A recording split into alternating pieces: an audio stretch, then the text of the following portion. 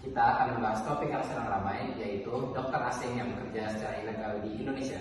Nah, dari sini banyak yang pro, tapi juga banyak juga yang kontra. Tapi bagaimana dampaknya terhadap masyarakat dan bagaimana hal ini berkaitan dengan nilai-nilai Pancasila? Yuk kita bahas bersama.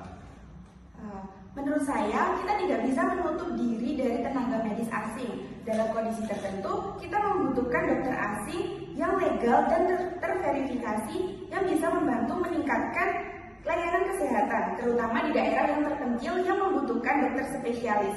Banyak negara yang sudah menerapkan kolaborasi seperti ini. Namun, masalahnya memang ketika ada dokter yang praktek secara tidak legal atau ilegal, itu bukan menjadi kolaborasi, akan tetapi malah menjadi ancaman bagi keselamatan masyarakat.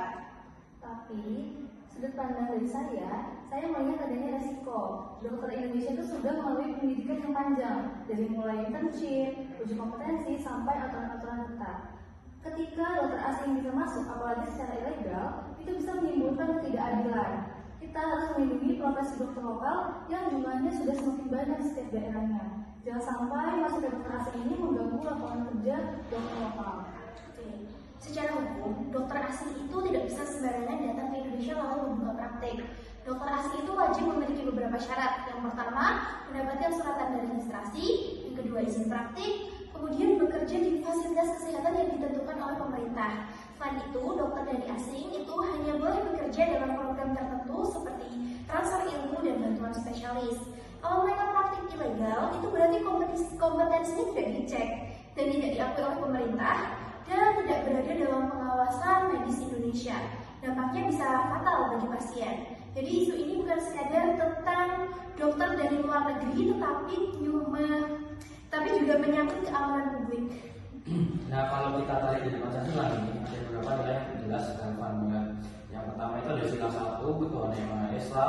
Dokter baik lokal maupun asing harus bekerja dengan moral dan tanggung jawab. Praktik legal melanggar etika kemanusiaan. Nah, untuk sila kedua itu ada pasien punya hak untuk mendapatkan pelayanan medis yang aman. Dokter ilegal juga jelas melanggar prinsip keadilan dari manusia.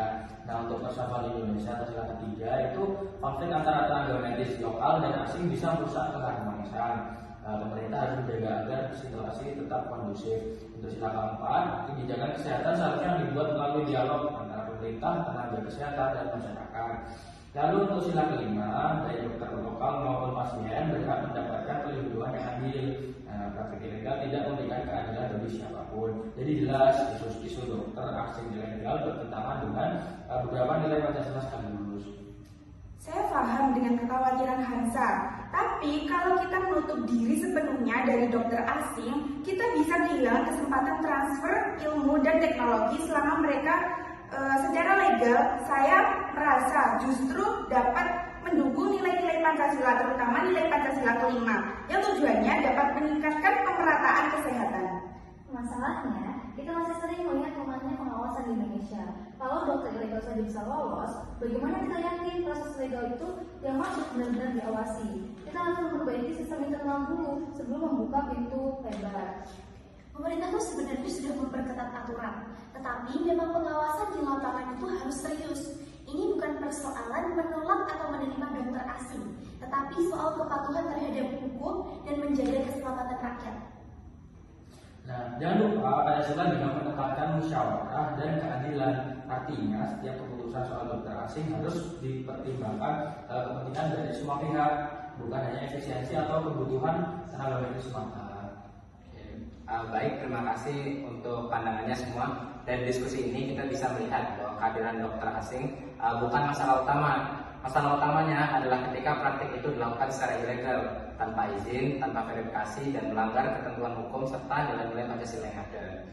Semoga diskusi ini dapat membantu teman-teman sekalian memahami bahwa isu seperti ini penting untuk dibahas dan diketahui masyarakat luas. Sekian, terima kasih. Mohon maaf jika ada salah kata. Wassalamualaikum warahmatullahi wabarakatuh. Waalaikumsalam warahmatullahi wabarakatuh.